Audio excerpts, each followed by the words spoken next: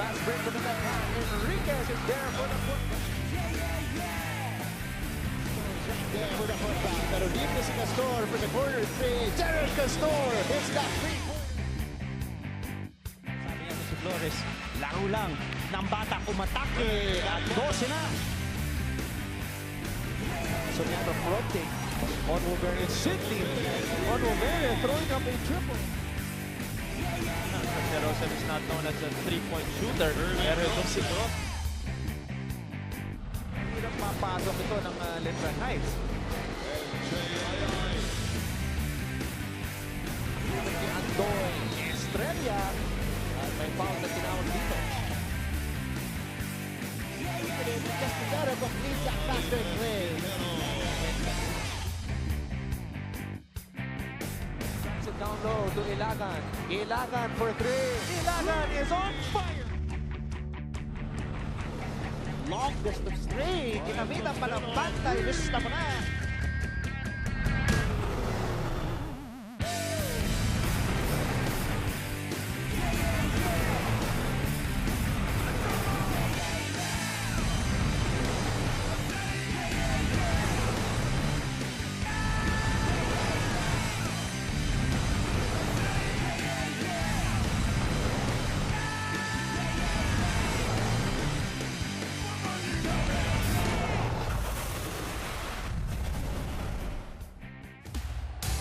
Magandang tanghali po sa inyong lahat mula dito sa Phil Oil Flying V Center sa lungsod ng San Juan ay nagbabalik ang pinakaunang collegiate basketball league sa Pilipinas. This is season 93 of your NCAA and we bid goodbye to July.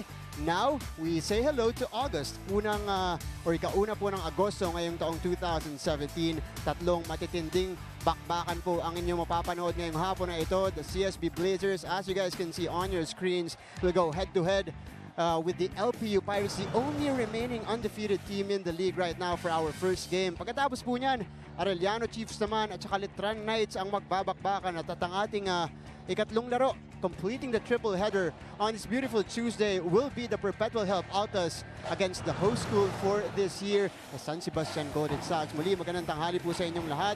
We're live here on SNA HD. Live streaming, of course, at tfc.tv if you guys are watching abroad.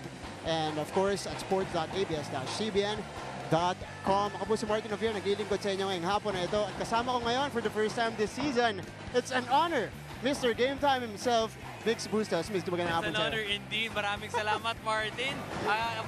8th month na ngayong taon at syempre August na nagbabakbak ang NCAA action. Na-miss natin itong NCAA. Na-miss natin, definitely. Yung Goryo, pero ngayon Tuesday triple header na and we all can't wait for the NCAA Season 93 to start ngayong araw.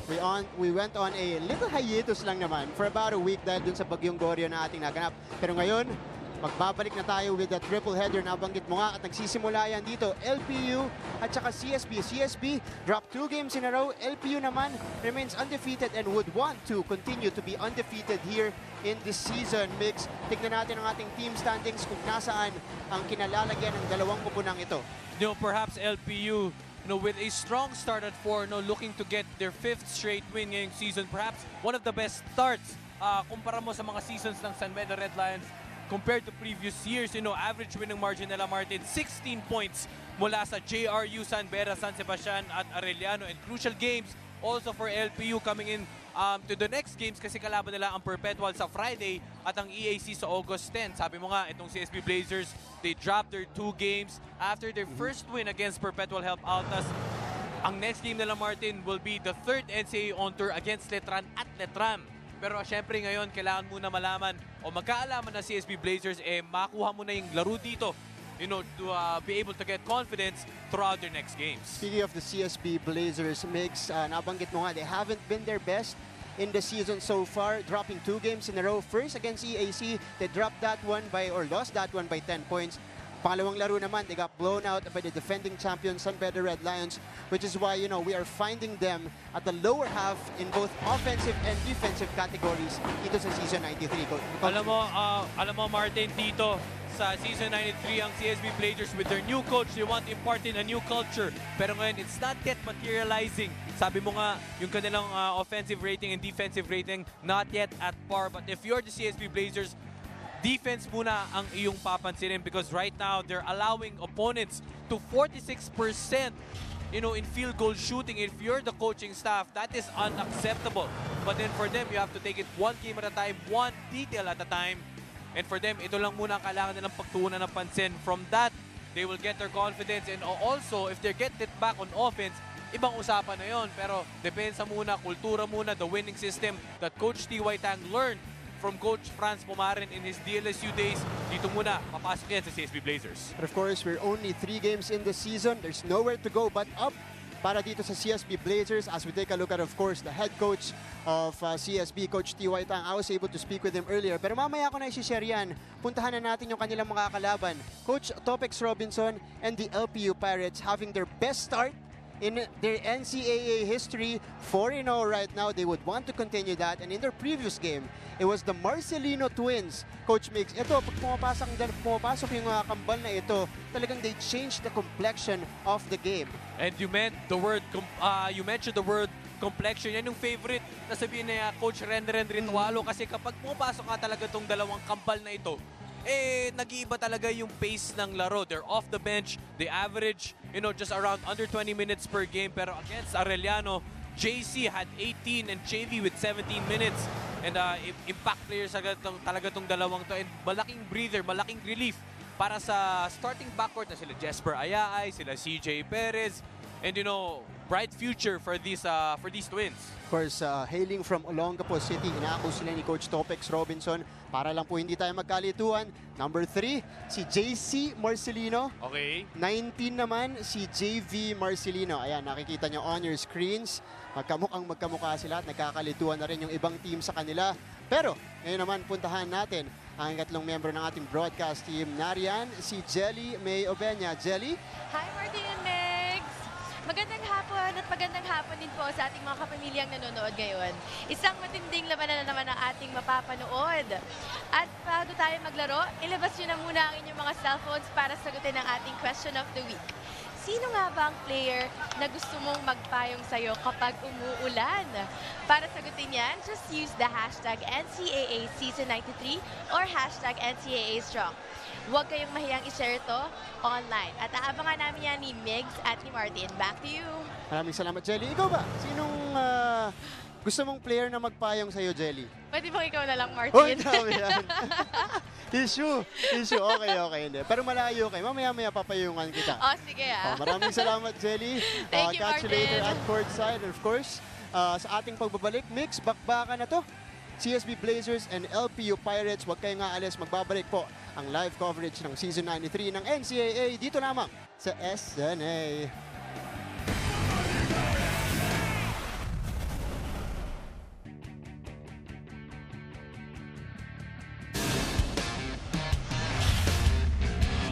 Jared Castor, point guard. Carla Young, shooting guard. Eric Pili, shooting guard. Edward Dixon, power forward. Clement Luchu, center. Nino Ibanez, point guard. Jeff Santos, shooting guard. CJ Perez, shooting guard. Jesper Ayay, shooting guard. Mike Harry, center.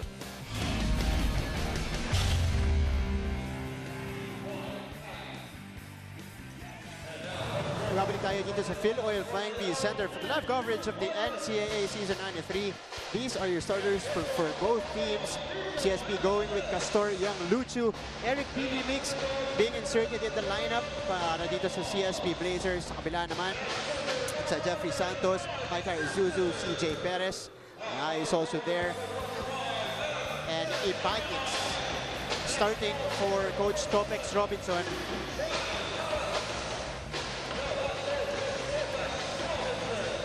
Ito nga Martin, Coach Topex Robinson opting to start with his strong guys in the backcourt in Ibanez, Ayaay, and CJ Perez.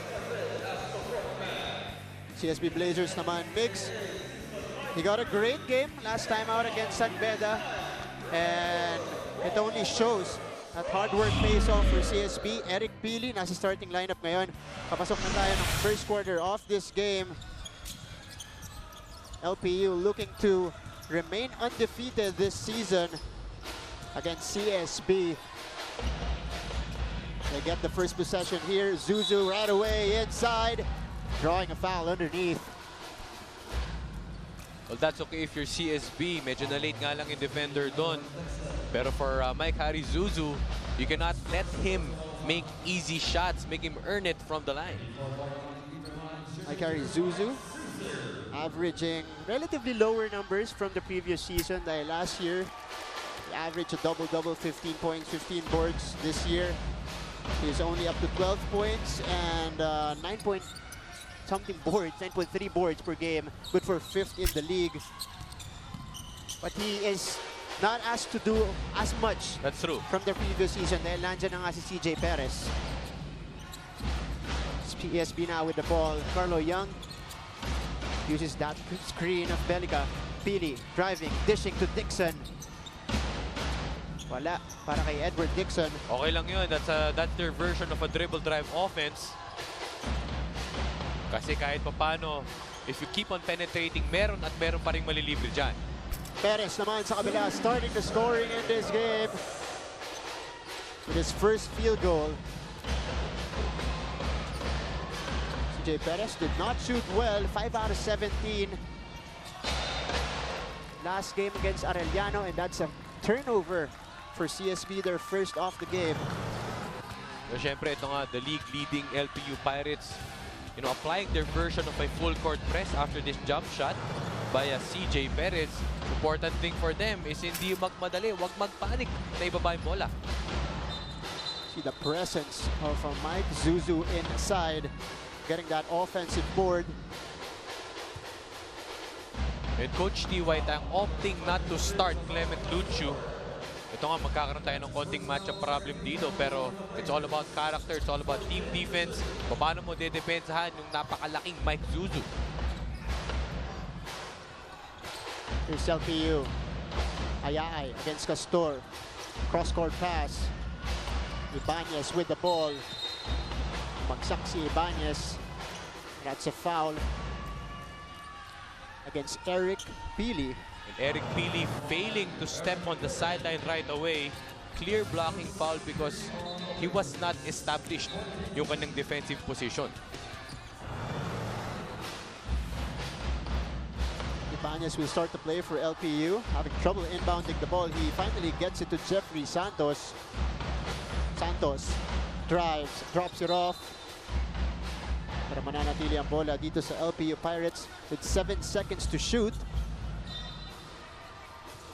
You can see on your screens Coach Topex Robinson. Phenomenal job this season. But he doesn't want to see that. A turnover for LPU. Castor naman. Napantay ni Ibanez. It's a switch. Ayay naman ngayon. And Pili gets fouled from behind by Ayay. And Coach Topex, Martin, opting to pressure up top. Every time they go straight to the basket, parang medyo may instant double dyan sa Ibanez. Pero kanina, na-late yung depensa ni Ayay. Yun nga lang, huling-huli. Tumama yung ulo ni, tumama yung arm rather sa ulo ni Pili. Eric Pili rather was very productive in their previous game. Kinapush lang siya doon sa unang free throw niya. He had 7 points, 3 out of 5 from the field, and 1 board for in limited minutes as well for Coach T.Y. Tang. Kaya naman he got a nod to start in this game against LPU, but he missed both bigs. Over 2 minutes gone. Second turnover for the LPU Pirates. Actually, Marts, okay naman yung depensa ng Benilde. Okay naman yung pinapakita nilang hustle and aggressiveness. Yun nga lang, nagkakaproblema sila sa opensa mix. That's been their problem ever since the start of the season. How to get their guys going offensively. Ayay, kick out. They swing the ball around. Perez from the wing, wala. DJ Perez, look at the hustle of this guy. And the result of that, Martin, is LPU is also struggling on their offense. Nahihirapan din sila magkaroon ng basket kasi every time nakukuha ng LPU yung ball, laging may taong nasa harapan. Pero nga, issue nga lang talaga yung offensive execution dito ng CSB. meantime, here's Castor dropping it off inside, and Belgica scores on the reverse. And as I say that, Belgica with that good reverse layup. Sa kabila, Ibanez naman babawi. Wala, Zuzu offensive board. Pakalawa na niya. And for the third time in this game, he gets fouled underneath. As we can see this, Gerard Castor running the break. Good drop pass sa nahuling Mike Zuzu. Easy layup for Belgica. Hendrix Belgica leading the CSB Blazers in scoring this season, averaging 10.7 points per game. Raymar Kaduyak hindi pa pumapasok dito sa ating laro. Zuzu on the other hand, misses both on that trip. So CSB keeping in step with over 3 minutes gone. And right on cue, that's a turnover for them. Perez umatake and gets fouled right away by Carlo Young. And right now, Martin, nasa penalty na ang CSB Blazers dahil continuous na umaatake ang LPU Pirates and walang sagot para sa good defense o good offense dito ng LPU. Very interesting, Migs. We are expecting this to be a fast-paced game because both teams like to, do presses on both ends, or like to press on both ends. But LPU so far, very early in the game, having trouble converting their free throws as we see Marcelino twins getting ready to enter the game. So si JC yung number 3. JC number 3, JV yung number 19. Oh, para hindi tayo magkalituhan. Yun. Nabanggit mo yung kanina on top of our coverage. Ito nga, JC and JV Marcelino, impact players. Iba talagang nakukuha kapag fresh ka, kapag bagets ka. Diba? Gustong-gusto mo maglaro. And malaking bagay ito sa recruitment ni Coach Topex Robinson. True enough, they've been a revelation this season. Belgica naman, tumirada sa labas. Hendrix Belgica. All 5 points of CSB coming from him.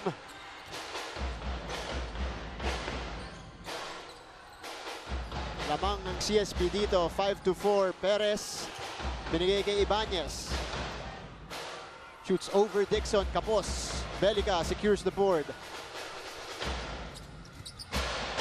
Young on the break, binigay kay San Juan Zacanto, wala. That ball partially blocked by Jesper Ayaay, and that leads us to another timeout on the floor. First timeout rather of the game for the LPU Pirates. Magbabalik ang NCAA season 93.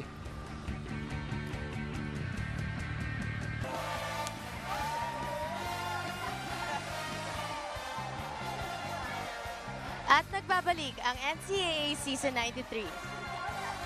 Ang sabi nga ni Coach T. White ang kanina sa huddle is nagkulang sila sa mental toughness dahil from the past few games is natalo nga sila. Pero sabi naman ni Coach T. White ang is kailangan nilang mag-stick sa goals and plans nila para kahit win or lose man, may kumpiyansa ang kanilang mga players. Back to you, Migs and Martin. Thank you, Jelly. And yeah, those were the words of Coach T. White earlier when we met them, or when we met him during the dugout. Talagang, siyempre, pag batang kupunan, kakapasok mo pa lang, gusto mo i-apply ang sistema mo, the mental toughness will be an issue. And slowly but surely, they're changing that for CSB. Ibanez, nabitawan ng bola. Third turnover for LPU. Not a great sign for them.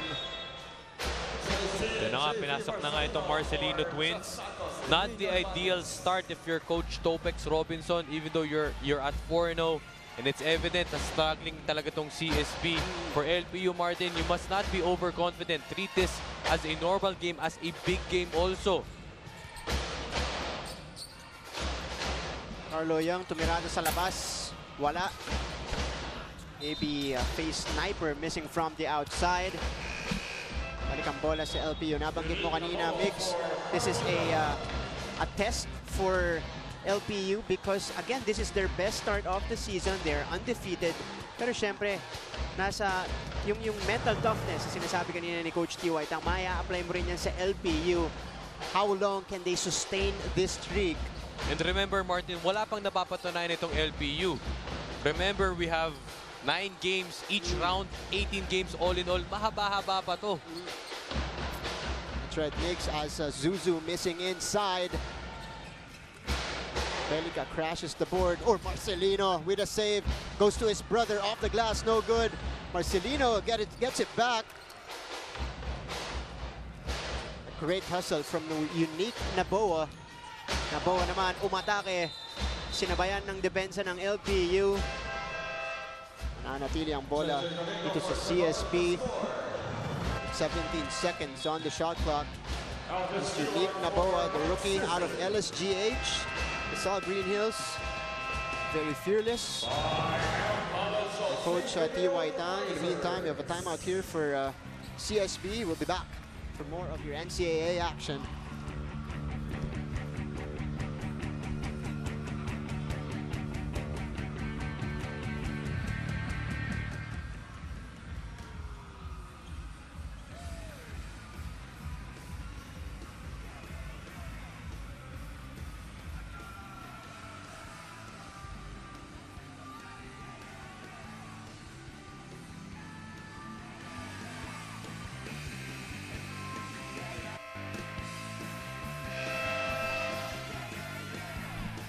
Alright, smile, you're on cam.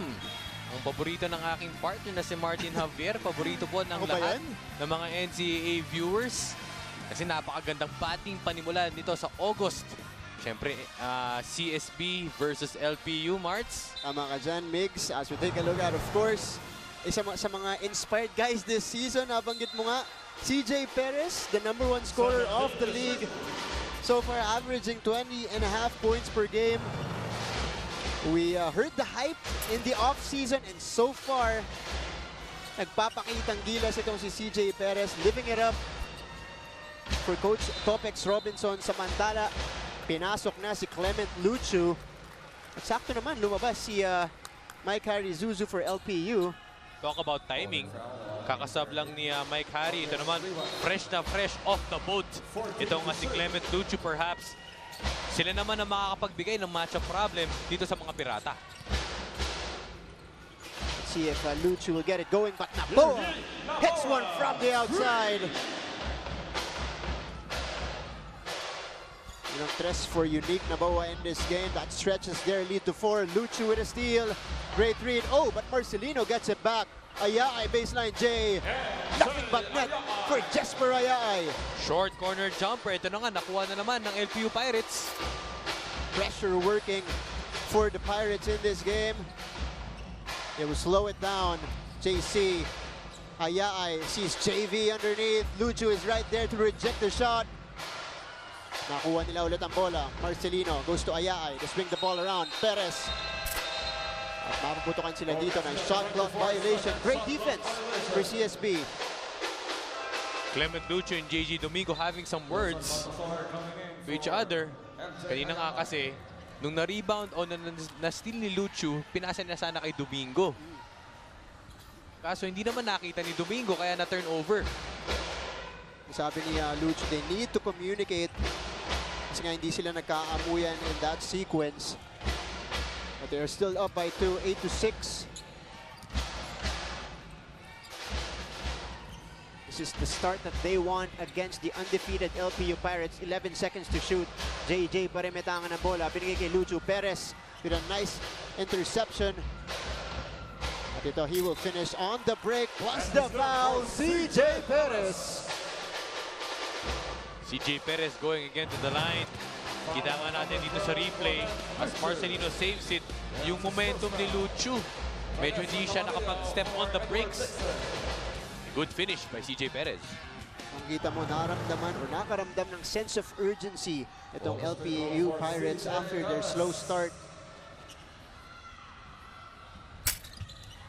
4 straight points for them, and Marcelino almost getting that offensive board. We are tied at 8.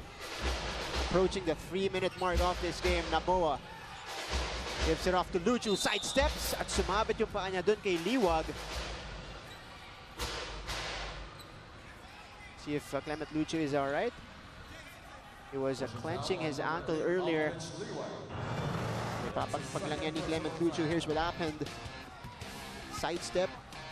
Ayun, sumabit. Na iwanan yung paa ni Clement Luchu. But he will stay on the floor. The big man from Douala, Cameroon, Clement Luchu. His numbers are down from the previous season as well, only averaging 7 points and 5.7 boards per game. At itong Arellano Chiefs team watching intently here. Ang tumalo sa kanila in their previous game, itong LPU Pirates. Of course, they're coming up next right after this game against the Letran Knights, who are also looking to bounce back. They swing the ball around. Baltazar, no good on the three-pointer. San Juan securing the board. Santa Maria also in the ball game for CSB. Santa Maria, double team. San Juan gets it. San Juan, double pump, wala. Hustle for the board. LPU will get it. Perez gives it off to Baltazar. Extra pass to Marcelino, and he rattles it in. Unang tres mula kay JC Marcelino. And they take the lead once more, 11-9. Luchu on the post-up against Liwag. Luchu able to fish a foul on Liwag. And Coach Topex Robinson nagtitiis pa rin. Kahit medyo dinodominate na sila sa ilalim. But let's take a look at this three by Marcelino. Good assist. Good ball movement by Wilson Baltazar, choosing or opting for the better shot. Ito na nga, Clement Luchu forcing his way in. Nagtitiis pa rin. Kahit wala si Mike Harry Zuzu na kanyang katapat. Luchu, of course, looking to take advantage inside, especially against, well, sa center position lang naman mas maliit right now ang LPU. As he is matched up against, of course, Liwag on the floor. Luchu missing the first. He makes the second. Trims his lead to 1. Ito nga yung kagandahan sa lineup ni Coach Topex Robinson. Yung kanyang second unit, pwede na rin pang starters. Pero ito na nga, the zone press, the half-court zone press of CSB going to work, forcing that turnover. Pero off the ball foul dito ang tinawag kay Liwag. Back-to-back trips para dito kay Clement Luchu, and 2 fouls on Liwag here in the first quarter. Yun, nagkasanggahan ng konti, nagkagrian, nagkaroon ng konting friction. Pero buti, hindi siya nag-materialize na uminit pa. Clement Luchu calmly making the first. And this may be the key, Martin, for CSB Blazers because LPU is also as aggressive as them. Nakakapingwit sila ng mga fouls and they're going to the line more often. The key is to make your free throws. And again, simple as that. Yes, Migs. I see, because right now CSB 2 out of 6 to start off the game. They've had their opportunities in the first. Traveling naman ang tinawag dito for CSB. Pang-anim na turnover para sa kanila as Mike Harry Zuzu goes back in the ball game. Still that pressure defense, forcing to commit an unforced turnover. Baltazar naman hitting from mid-range. Gives the lead back to LPU, 13-11. Santa Maria handing the ball against Baltazar. Both lengthy forwards for their respective teams. Baltazar gets the tap. At Santa Maria gets it back. Luchu inside. Traveling, tinawag kay Clement Luchu. Clear travel right there. Nauna yung hop step. Or sorry, nauna yung step rather. Take a look at that Vivo perfect shot. Perfect selfie coming from Wilson Baltazar. Ito ulit siya, tumirada sa 3. Wala. Hustle for the board. Sample ang tawag dito, but possession goes to the CSB Blazers. Clement Luchu just the fire. Muntik siya doon. Marcelino, JC. Arguably a second motion by Clement Luchu. Pero referees let it go. Under a minute left in the first quarter. There's that pressure deep from LPU. San Juan. They break the press. Santa Maria, jab step. Gets it back outside. Domingo. They called the shots. 10 seconds to shoot. Domingo losing the ball.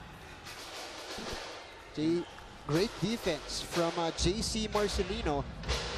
Great defense, great individual defense. Just opting to stay disciplined. Hindi siya tumapik doon, hindi na binangga.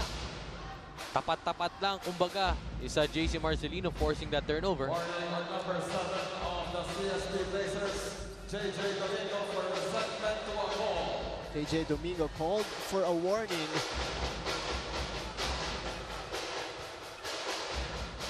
Marcelino kicks it back out. Baltazar lumapit ulit. Baseline J. No good. Domingo with a rebound. Gets it to San Juan. It will slow down for the last shot of the first quarter. Here's Napoa. Penetrating. Nice steal from LPU. But right away they turn the ball over. In preventing that easy basket, itong CSB Blazers with 0.4 seconds remaining. Pwede pa to kahit 0.3. Derek Fisher shot. Correct. Baltazar off the inbound. Right on Pumigs. That's what we're talking about. From that first look, pasok yung basket na yun, pero our officials, our Brasco officials, will check. Okay, tingnan natin sa IRS system. Baltazar gets it off in time. Did he? That's very close. On second look, tingnan nga natin. Thank you so much, Direk Alneri. And the van. Our officials, of course, Jovet Ofemia, Don De Dios, Dave Jaramillo checking if that shot from Wilson Baltazar will count. Okay, himayin natin. 0.4, nasa kamay pa niya.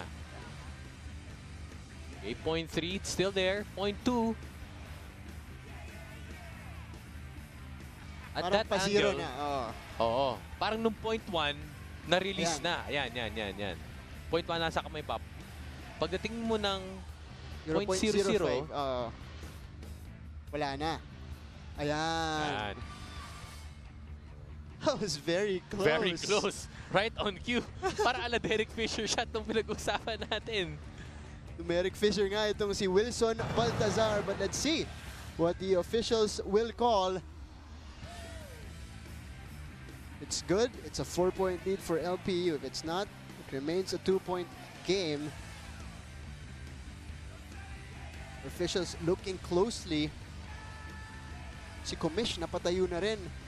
Sa hirap itawag ng itawag nito. Meantime, here are the highlights of the first quarter. Tikit po ang laban natin. Low scoring ball game, Migs. And the basket will count officially for Wilson Baltazar. That's a 3-pointer for him. It's now a 5-point lead for LPU. Lots of people contributing for the Pirates in this game. Baltazar and CJ Perez, each with 5 points. Sa kabila naman, Kendricks Belica with 5. Ito po ang ating score officially after the first quarter, 16-11. When we come back, it's going to be the second quarter of this game between the CSB Blazers and the LPU Pirates.